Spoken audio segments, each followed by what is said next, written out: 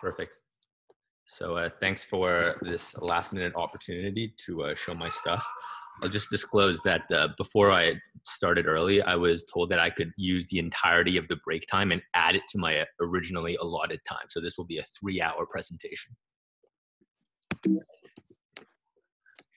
Just kidding. So today we're just going to do a bird's eye view of how to approach an acutely poisoned patient, hopefully relieve some of the stress and the uncertainty and the anxiety one might feel when presented with, a suspected overdose, particularly those that are intentional. And for the last 10 minutes, we'll be dedicated to reviewing what kind of resources we have at our fingertips at the MUHC within Montreal, Quebec. Tox is it's always at the forefront of news articles just because, negative, information is typically prioritized, and a lot of tox is deeply tragic at a personal and a societal level. These are just all headlines from the last month. What toxicology does for me and for most of its practitioners is really provides a lens through which to view world events, medical events, things happening to your patients on any given ED shift. And it also provides me with a toolbox with which to kind of correct and act on these problems that I'm now perceiving. There's no toxicology talk without a dose response curve. I'm just using this to highlight, the fact that toxicology and pharmacology are one and the same. There is no pharmacology without tox or tox without pharmacology. Prescribing medications is one of the most common things that we do as physicians. It's one of the most common ways we affect patient benefit as well as patient harm. It's important to know the mechanisms by which our actions can affect patients. And pharmacologically speaking, using the classic drug receptor paradigm, there are 4 categories. Full agonists, for example, morphine at the mu opioid receptor, which activates a downstream pathway that leads to clear kind of physical as well as biochemical changes. Partial agonist, an example of this would be buprenorphine, let's say, and it sits fully on the receptor but doesn't activate the downstream signaling pathways to the degree that a full agonist would. Neutral antagonists can be conceived of as things that block the activity of any endogenous or exogenous ligands. Naloxone is classically characterized by one, but interestingly, we all have a degree of baseline opioid tone. I'm just using opioids as an example since it lends itself readily to that. So we all have baseline opioid tone in our brains, in our peripheral tissue, and providing naloxone can actually reduce that baseline tone. And in that setting, particularly when that baseline tone is high, it can actually act as an inverse agonist. It can precipitate dysphoria. It can precipitate pain in a patient who is otherwise feeling quote unquote normal. This is the last and first pharmacokinetic slide I'll be sharing, okay? But it's critically important to understand the ways in which drug is liberated, absorbed, metabolized, and ultimately excreted, okay? In order to form your risk assessment and to craft a sensible treatment strategy, sensible management strategy. Should I take this call? No, probably not. Sorry about that. So, liberation, simply put, is does the xenobiotic leave the formulation in which it's ingested or in which it's exposed? Absorption is how that drug enters your body. Distribution is how that drug moves to the organ of interest, the organ of the patient's interest or the organ of your academic interest. That's up to you. Metabolism relates to the inactivation, activation, or maybe just processing with no pharmacologic effect of a drug in vivo. And lastly, excretion, whether it be through feces, urine, bile, then feces, sweat. These are all ways in which drugs can be excreted from the body, and it can be directly relevant in terms of how you manage a patient. So just kind of going chronologically whenever things lend itself to it. Taking a history is a big part of the evaluation and treatment of the awake patient. Sometimes you don't have benefit, but when a patient is cooperating, I always ask about the route of administration. An oral acetaminophen overdose is not the same as an intravenous one, is not the same as a rectal overdose. All these things have unique kind of quirks and management strategies and potentially nomograms with which to address the particular disease. Formulations, likewise, can affect the duration, the onset, the severity of an overdose. Yeah, for instance, a metoprolol overdose, if it's the succinate formulation, it's extended release, extended duration. A patient 5-6 hours out isn't necessarily outside the window of harm. Whereas a tartrate formulation, if the patient quote unquote ingested it, it's 3, 4, 5 hours out now, and you believe the history, you can be reasonably certain that nothing untoward is going to happen. Okay. The dose and duration, and by duration, I mean the duration over which the suspected overdose occurred. A person munching on acetaminophen over a 5-week course due to severe dental pain presenting with jaundice is going to have a much worse time than a patient who took a massive 50-gram overdose, potentially, just based on the nature of that particular overdose. Timing relates to like similar issues. And lastly, intent. Was the patient trying to fix something? Was there a genuine error in the dosing? Was there a dispensation error? Or were they trying to harm themselves? And each one of these factors has an asterisk, because oftentimes we find ourselves confronted with the reality where the biochemical picture, the clinical picture does not fit rationally with the history that's provided.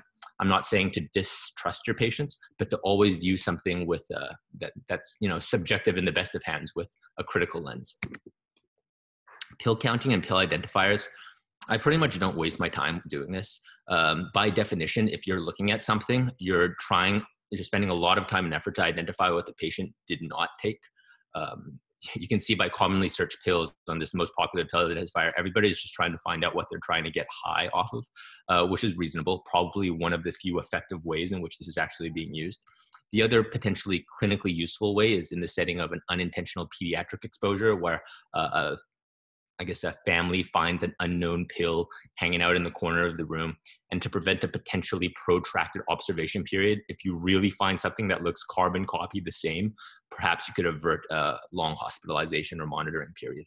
But otherwise, not too useful. I try not to do this too much because it takes a lot of time. The tox exam, here are the pearls, okay? Just do a really good physical exam. It's that simple. At the same time, it requires a bit of work, right? It requires you to be, systematic. It requires you to be attentive to things that you might not necessarily think twice about in a patient presenting with ankle pain, for example. Vitals and glucose, like any good board exam kind of taker, you want to have all these data at your fingertips before or at the same time you're initiating the evaluation. I'm just going to go over some quick findings that are particularly relevant to toxicology in each of these fields. Ear, nose, throat, conjunctival injection, pupillary dilation or constriction, the reactivity of the pupils, as well as eye movements. That's questionably narrow, but all these things could relate to particular toxidromes, okay? Whether it be sympathomimetic or opioid, for example. Respirations, it's a pretty blunt evaluation, but if the patient's got crackles all over, they're previously known healthy, this could be a sign that there's some cholinergic toxicity going on, or maybe some other direct irritant effect from a drug or a caustic. Cardiovascular, is the patient well perfused? And this is not just the blood pressure, right? That's a static resistive index, whereas perfusion is a global kind of a holistic evaluation. Is the patient mentating? Is the urine output good? What's the lactate? How is their cap refill? This all enters into my cardiovascular evaluation and has a direct impact on how far I decide to push, for example, pressors or maybe even mechanical support when I'm acting as a consultant or at the bedside. Abdomen, not too much here. I mean, surgical abdomen, think about a perf. Did the patient have an appy? Did the patient, that's Lori's talk. I'm still thinking about it. Did the patient have like a caustic ingestion that led to a perf, or have something that could cause severe pancreatitis, etc.? GU, the big ticket item here is bladder distension, okay? Urinary distension is severely uncomfortable. It can present in myriad ways, and it can be affected by pretty much any drug in your pharmacopoeia, okay? So you add in a quote-unquote classic toxidrome, you add in the stress and adrenergic drive of a bladder the size of a watermelon, and it can confound your diagnosis using classical kind of clinical criteria. MSK, again, you just look for signs of trauma, signs of concurrent medical injury. Derm, there's some characteristic rashes. They're mostly occupational, mostly chronic. I'm not going to get too much into it here. And then lastly, neurologic. This is a really high value item. Most importantly, you want to assess mental status and gait. Try your hardest to walk the patient. It can be very easy to kind of overlook this simple but somewhat time-consuming evaluation, but I can't tell you how many times, an ataxic patient or or a patient who's got some coordination abnormality only became evident after a detailed examination of their gait and their cerebellar function. I mentioned previously about eye movements. It can be very characteristic of some toxidromes, in particular the serotonergic toxidrome. And tremors can be characteristic of certain things like neuroleptic malignant syndrome sometimes, or classically lithium toxicity. So I've said the toxidrome word a couple times. What is it exactly? And it's kind of a classic romantic notion in a way, right? So using very little data, just signs and symptoms, you as a clinician are empowered to make a diagnosis that suggests the poisoning. And sometimes it's enough to even affect treatment. In fact, I want to say oftentimes for the patients who present in an urgent fashion, before labs, before any additional investigations are back. This is one of the more limited kind of mind-numbing tables of toxidromes. This is certainly one way to go about learning them. There's definitely going to be memorization entailed no matter how you choose to learn or eventually possibly master this topic. Starting with simple mnemonics like mad as a hatter, dry as a bat, or dry as a bone, or whatever. That's certainly one way to start. I don't think that's a way to kind of understand the topics more deeply, and it doesn't allow you to weave the kind of the net of understanding that might allow you to make more challenging diagnoses, diagnose mixed toxidromes, or treat patients where you might not even suspect a poisoning, but knowing and inferring the underlying physiology leads to a rational treatment approach that any ICU doctor would even be proud of. I'm going to be honest, I think 90% of your toxidrome recognition and toxidrome understanding comes from knowing the autonomic nervous system inside and out, okay? It's probably a blast from the past for many of you guys, but if you just remember the presynaptic and the postsynaptic neurotransmitters, what kind of acetylcholine or what kind of adrenergic receptors are at the postsynaptic membrane. I don't want to say but it's just that simple, Don't forget about the brain as well. That's not included here, but it's easier than the brachial plexus, at least for me. Okay, so I encourage you to kind of review that, and it can lead to a lot of startling but like intuitive, inferences that can maybe even help you out on your next clinical shift. So we're just going to run through a couple of brief examples here. I'm not going to belabor the point. This is not spot the abnormality. All the abnormalities are highlighted in red. I'm just going to need one person to kind of, some people type in the chat what toxidrome or what drugs you think might be leading to this presentation. And I can't see the chat.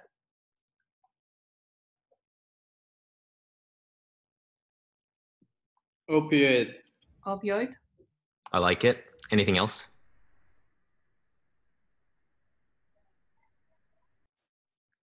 Yeah, opioids are classic. Meiosis itself Clonidine. I'm sorry? Clonidine. Clonidine is fantastic, right? So clonidine has many opioid-like properties. This patient could easily have a mixed overdose too, right? Opiate plus a benzodiazepine. Meiosis, how bad is the meiosis? Is it pinpoint? Is it 2-3 millimeters? All these things depend, but there's multiple answers here. There's a couple different ways to adequately treat this patient, but we'll get into that later. So I'm happy with the answers that have been leveled. This patient is a bit more on the opposite side, hypertensive, tachycardic, borderline tachypnic, with some relevant physical findings. What do people think?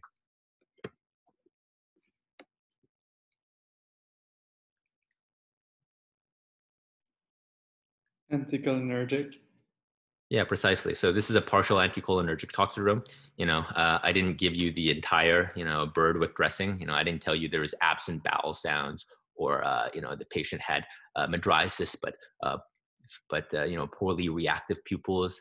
The thing with toxidromes is that they are kind of broad kind of clinical impressions where if enough things fit, you could potentially give a treatment if the contraindication to that treatment doesn't exist. So we'll get into that more detail later. This patient's kind of similar, except the derm exam is the exact opposite. Patient's flushed and wet. And there's this interesting finding of opsoclonus on the neuro exam. What does that revoke? Bathycomimetic. That's possible. Opsoclonus is a rather specific finding for serotonergic toxicity, though. I'm not going to blame you for saying sympathomimetic because there's many things here that are entirely consistent with that. Oftentimes, medications, even if it's a single pill, a single tablet, can contain multiple agents or agents with mixed activity. But opsoclonus, otherwise known as cicadomania, is the ping pong gaze that can be associated with tumors in childhood, but in the setting of a previously healthy 18-year-old. It's probably going to indicate some degree of serotonergic toxicity plus minus sympathomimetic toxicity. I think this is the last one or the second last one.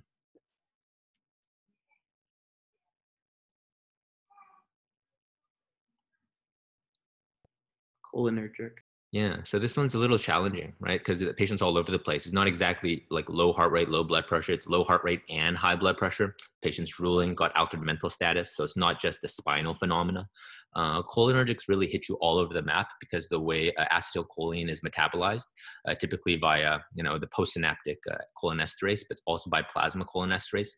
Acetylcholine is an activating neurotransmitter inside the brain, but it acts as both a parasympathetic and a sympathetic mediator, depending on where in the autonomic nervous system you're looking. So depending on the agent, depending on the patient's baseline tone, depending on, honestly, the weather outside, you can be faced with different presentations, all of which might be consistent. Classically, these guys are leaking out of everywhere, difficulty breathing, diarrhea, and then seizures is oftentimes the precipitating event that leads to, catastrophic respiratory acidosis and this kind of metabolic acidosis spiral that oftentimes can be hard to get back from. All right, so this is the last one. Hypotensive, bradycardic, poorly perfused. List me some medications that can do this. Beta blockers. Yeah, I love it. Calcium channel blockers. Yeah, perfect. Digoxin. What else? Clonidine as well. Severe kind of anoxic injury due to any drug, NOS, could potentially do this. There is a clue here that suggests one etiology of the ones listed more than any other, and it's the glucosa-14. Does anybody want to read my mind? Calcium channel blocker. Yeah, fantastic. Why do you say that, Xavier? Because you have a calcium receptor on the pancreas and it blocks the I'm just a little confused, insulin release or something like that. That's exactly it. So prevention of calcium-induced insulin release leads to oftentimes a hyperglycemia. Now, I don't want to read too much into this. Honestly, it doesn't affect treatment too much because with these patients, you generally throw the kind of tox inotropic kitchen sink at them. But it can lead to, maybe some, more parsimonious treatment decisions in patients who are metastable. I wouldn't count this patient as one of those. Okay, so additional diagnostics. I want to highlight the word additional here because sometimes the clinical exam and the history are enough. So in the setting of intentional overdose, however, or the setting of suspected intentional overdose, it's definitely not enough. You must get these data on every single intentional overdose, in my opinion. So let's go over all of them. Acetaminophen, AST, ALT. There is no one without the other, and this figure is meant to illustrate why, okay? You can imagine a person presenting very early after an acetaminophen overdose. At that point, your acetaminophen screen is going to be excellent since, it probably peaks within 1 to 2 hours of a typical ingestion. And your AST, ALT aren't going to have budged yet because they start usually moving up after about 10, 12 hours and peak 1 to 2 days later, depending on which transaminase you send at your lab. Notably, we send only the ALT on the default liver function test panels at the MUHC. You can also imagine where if you, present 2 days out, the acetaminophen is fully metabolized, but the person's neon yellow. And if you don't send the AST, ALT in the setting, I mean, I hope you would, just as a matter of being a good clinician. But if you didn't send that, you could be potentially missing a severe overdose.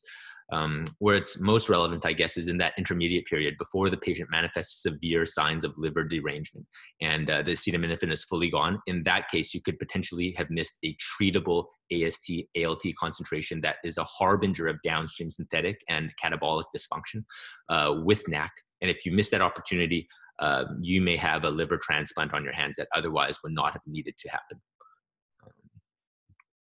Scary stuff. A VBG oftentimes tells the story or part of the story in a patient who is unable to do so. I don't use this nomogram, but it's just meant to illustrate the various derangement that can be occurring at any given time. Chronic processes, acute and chronic processes. It's oftentimes impossible, well, it's generally impossible to have any single interpretation of a VBG, but based on the environmental situation, based on the secondary history, you can oftentimes narrow down the likelihood of certain things being chronic and certain things being acute. A patient comes with a bicarb of 30, right? And then their pH is 7.4, let's say. It's very unlikely that that patient just ate a bunch of sodium bicarbonate and presented to the ED. It's more likely there's a chronic respiratory component to this and that the PCO2 there is normal, right? You start layering on different acid-base abnormalities, things can rapidly become more complex, but it comes down to kind of the most parsimonious, most rational explanation with the data you give. And this can be one of the most fun things, or if you're kind of antsy about acid-base, one of the more infuriating things about acid-base. But I want to emphasize that rarely is there only one single possible answer, because you can imagine an infinite scenario where counterbalancing, acidoses and metabolic acidosis and metabolic alkalosis would just balance each other out, and you could endlessly nitpick endless combinations. I'm not going to get too much into this here, well, just like any of the other things, because each of these things is a very long talk unto itself. But as part of the VBG interpretation, it's incumbent on you to carefully analyze the anion gap and think about possibilities for, very low or very high values. Osmolar gaps, take it or leave it. Many people use it as a specific but not sensitive marker in lieu of advanced testing, which interestingly in Quebec, we have pretty available compared to many places, even New York. But I'll get into that later.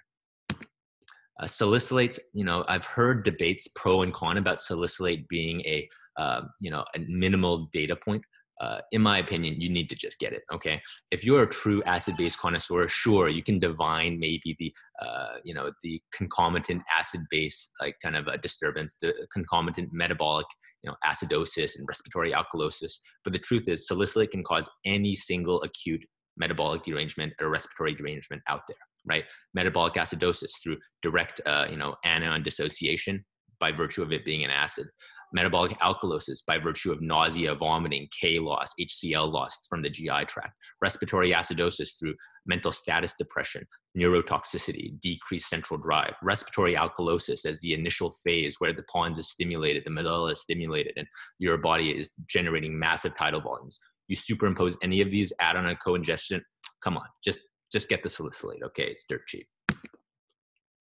ECGs, if Karina is still listening, she'll probably tear half her hair out. But, there's mainly two things that you want to be looking for a tox patient, okay? And that is QRS prolongation, ideally with an RSR prime pattern in AVR, okay? This is oftentimes very suggestive of sodium channel blockade, which leads itself to a particular treatment algorithm. And lastly, QT prolongation. Now, QT prolongation is not generally a danger unto itself. We know its association with torsade de pointe, but point me to any study where this positive predictive value is anything above, pretty much nil. It's very hard to find. More often than not, I use this as an indication to maybe look for concomitant electrolyte disturbances as soft confirmation that there is a new drug on board, especially if a previous ECG done was normal or if this patient has no reason to have a conduction problem. And obviously I, like anyone else, is going to be concerned about, U waves, a QT of 700 in a bradycardic patient. But, there's different ways to risk analyze these patients. It's tremendously tedious. There's many big algorithms, all hotly contested.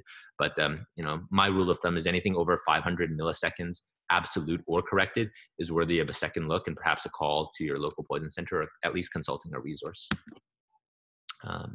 Much has been said about urine drug screens. I think the pendulum has shifted towards, excess scorn and excess kind of denunciation. Honestly, if you understand what it is, it is what it is, right? So it's a semi-quantitative immunoassay most times, and it converts that semi-quantitative measure into a binary yes/no answer meant to satisfy, the most, primitive of, physician instincts. Is there a problem or is there not?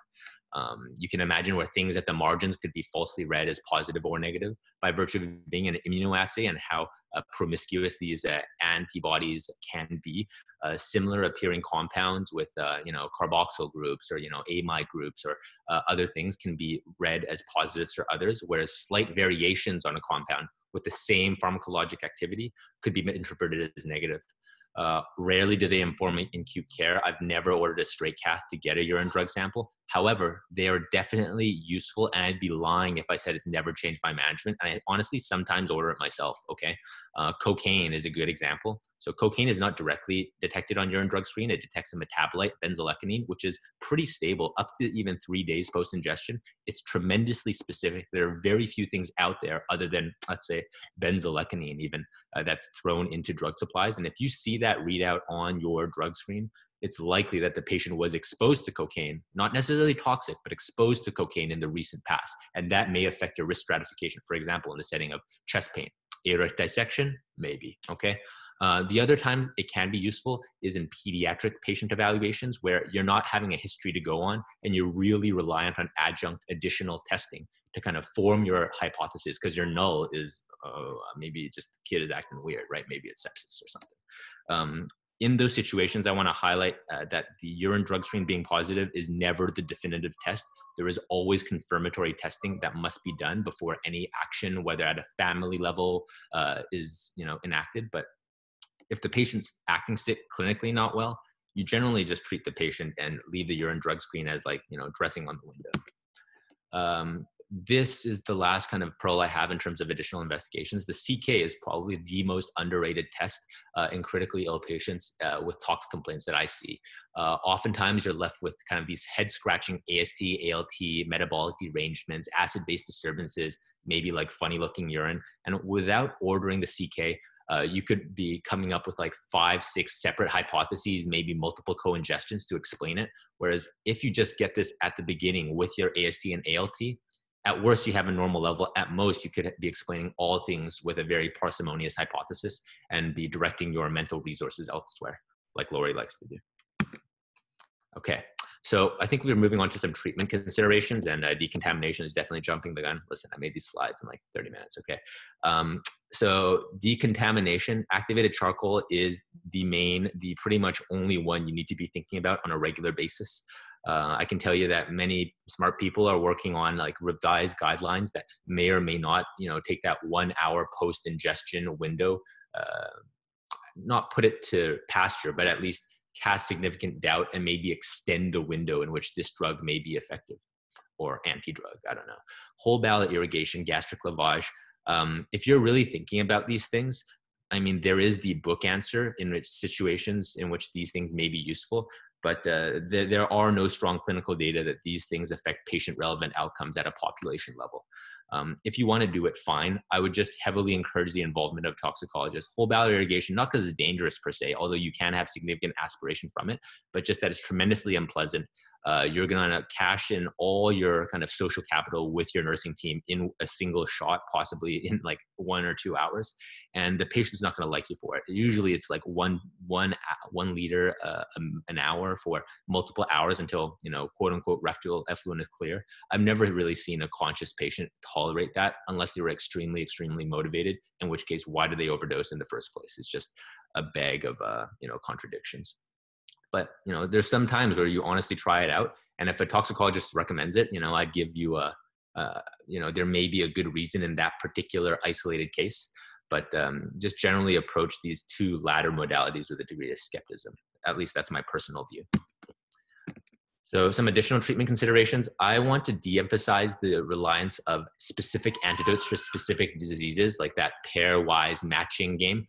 It definitely has its role, but supportive care definitely wins the game most days, okay? So that involves adequate sedation, not just, a homeopathic dose of midazolam IM.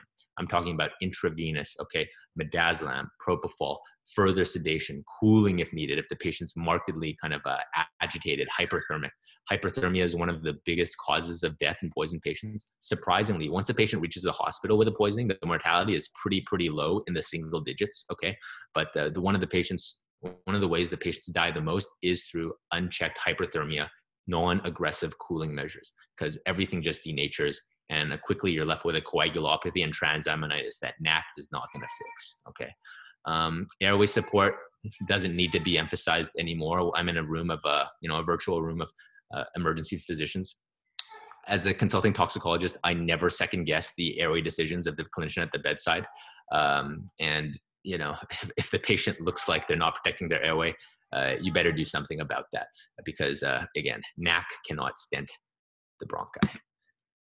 Antidotes. I just spent a little bit de-emphasizing antidotes, but when there are definitely good reasons to give them. Oftentimes, they're fantastic, but sometimes they can have surprising and even deleterious effects. When considering antidotes, I always think about the efficacy. Does it actually fix the problem at hand in a way that's relevant for patients? Let's say naloxone, right? Fantastic for reversing respiratory depression. Maybe not that great for just making the patient awake and telling you the history. All right, definitely not good if the patient's comatose in need of pressors, and it's not going to reverse that cardiovascular depression. So finding your indication is pretty key. The availability of the antidotes pretty important as well. In the top right is probably an antidote you haven't given very much here.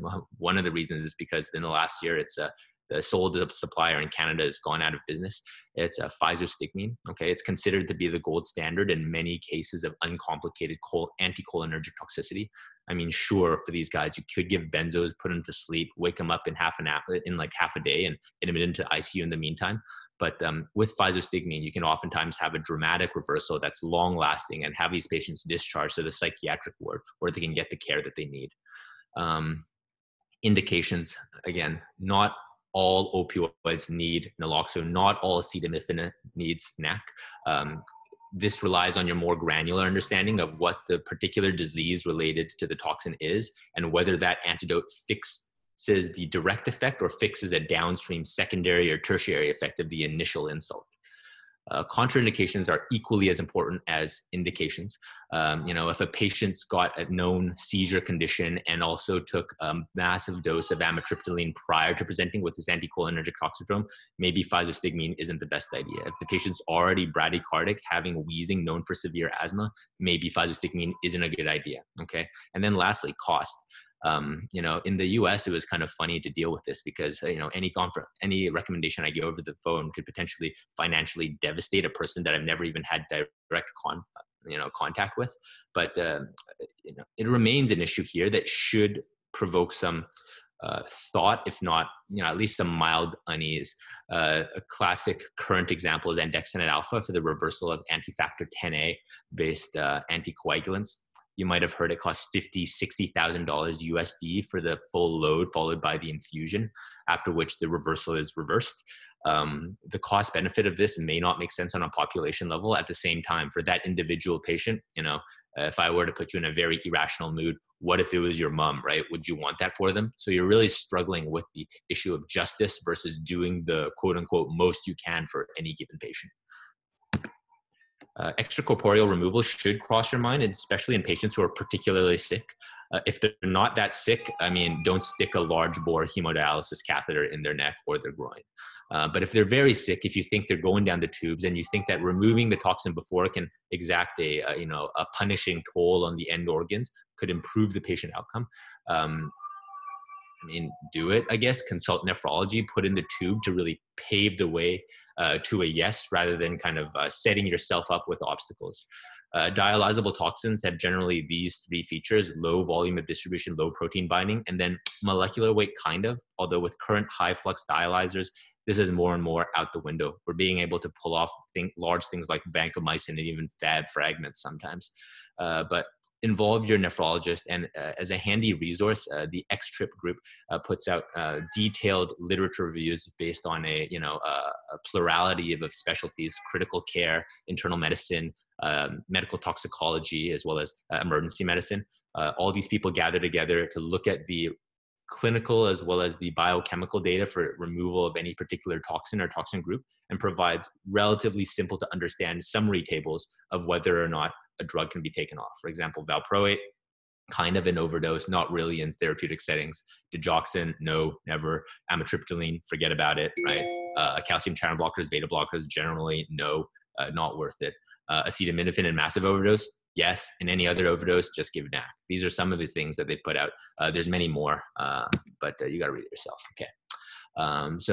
Last couple slides here, we're in the home stretch. Observation and monitoring. This is oftentimes the most kind of pertinent question that I, as a consultant, get asked about. How long do we need to keep this patient in the hospital, doctor? Do they need to be admitted, doctor? Do they need to stay in the emergency department? Can they go home and call us if anything happens?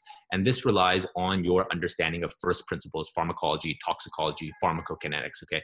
So it requires also clinical experience to know the natural course of these things, because oftentimes they can be counterintuitive.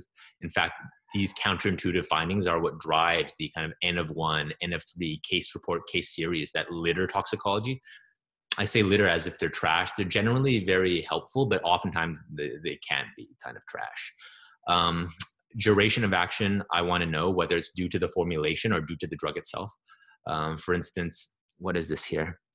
Oh yeah, that's fentanyl. So I want to highlight the phrasing here, duration of action and not half-life, okay? Semantically, half-life only refers to drugs that undergo first-order elimination, and it doesn't tell you after which point the drug is no longer effective. So with fentanyl, the duration of action is minutes to an hour if you've ever given a bolus and watched how long the analgesia lasts. However, if you look at the half-life, it's 3.5, 4, sometimes 5 hours. And that just relates to the difference between distribution and metabolism.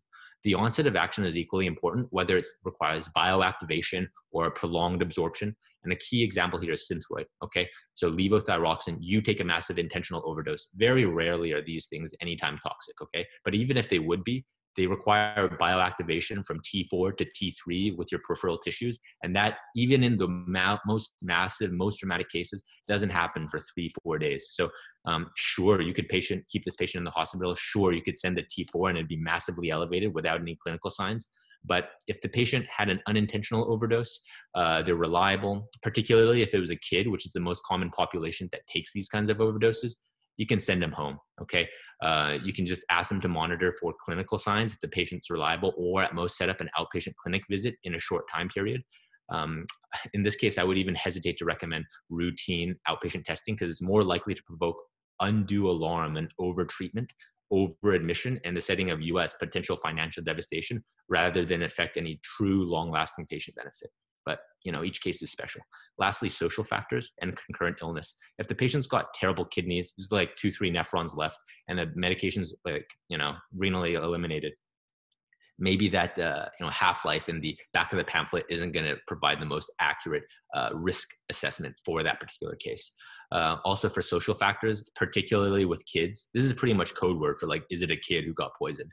You need to have a safe environment where the likelihood of re-poisoning or re-intoxication is very low, or at least reasonably assured to be low. So oftentimes these patients, even if they appear well, they may require social work, ACS consultation, and monitoring in a hospital setting just to have a clearer understanding of what's going on at home or wherever they may be living. Okay, so last thing, toxicology resources at McGill. We'll just blow past this, all right? So we do have a copy of Goldfrank's kicking around, I think like Redpath Library or something. I personally use the ebook. It's a lot less heavy, and it's very much searchable. The thing is, this is not something you want to be reading on shift. If you pull this on shift, I'll like kind of like chuckle, but I'll like slap it out of your hand, okay? It's like, it's something that you should maybe nestle down in bed with like a cup of hot cocoa on a cold day and like read maybe 1 or 2 chapters at most, especially if you have only just a passing interest in this stuff. Don't get me wrong. The chapters are very, very well written by some colleagues and friends that I really admire, whose, dedication and passion and knowledge is unparalleled. But, it's not light reading. I don't think you're going to be able to pull out a capsule summary on shift in terms of how to manage a particular a flavor of overdose based on this book alone. There's a couple caveats. It's focused on North American poisonings and even more specifically kind of an East Coast interpretation of the data. And then it's focused on acute management. It has toxicologic emergencies in the title, 3 months after an acute lead exposure with an elevated level. I mean, you might find limited mileage with this book.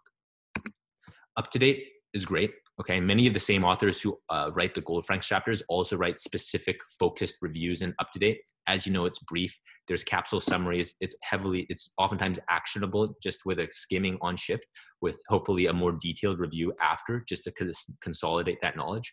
It's also available at all the computers at the MUHC as well as through the McGill library. So use that, to your pleasure. Toxins, I've heard of some people using this. I personally haven't before. I know some of the toxicologists at the Quebec Poison Control Center even use this. I heard it's brief. You're going to hear a lot of I heards. I've never used it personally, okay? But it is available at the MUHC in particular on all the desktops, so I heard. And then the Quebec Antipoison Center, okay? It's a valuable resource both for clinicians who are in a bind, who just have a simple question to ask, or people who want maybe a more in-depth question, have a more in-depth question for a very particular situation that they need tailored recommendations for. It's specialized poison specialist nurses who take most of the calls. Toxicologists such as myself, Dr. Gosselin, Dr. Laliberté, Dr. Vermette, she's one of the former McGill grads who's there now. We can take direct consultation based on the severity of the patient and sometimes by request, but generally nurses handle the day-to-day management. They're very experienced, very good. And one of the killer features of this is that we can approve special toxicologic testing for rare rare agents, rare toxins, and even send out drug screens in the setting of a patient with this clinical toxidrome, and we want to confirm the absence or presence of maybe novel psychoactives in this new batch of whatever that they took. And this could be potentially important for public health interventions. It's free, right? If you just pick up your phone, you can call it. The line is generally short, okay? You can even present, cases that are slightly less differentiated and ask, is it tox? But based on the cases that I've discussed as a toxicologist, most of the cases I discuss are more differentiated, much more so than the cases I received in New York. All right, so within McGill, there are quite a few experts in the ecosystem. So Dr. Gosselin is the first full professor in emergency medicine with a heavy kind of research focus as well as clinical focus, as well as a passion for clinical toxicology. Dr. Laliberté also is a very experienced, very expert toxicologist. Both of them work at the Quebec Poison Control Center, and both have been very tremendous mentors to me. In particular, Dr. Gosselin, who helped me with a lot of my research and direct me down this path. Eric Villeneuve, he works mostly at the MGH. Don't pigeonhole him as a just a toxicologist. He provides a lot of kind of recess tips as well. But if you have any questions, be sure to approach him if he's around. And then I guess I'm around too. All of us are on Twitter to varying degrees of activity. And if you find yourself kind of interested in these things, want to kind of see what the more current debates, current controversies, evolving issues in the field are, I heavily encourage you to kind of at least get an account and see what people are talking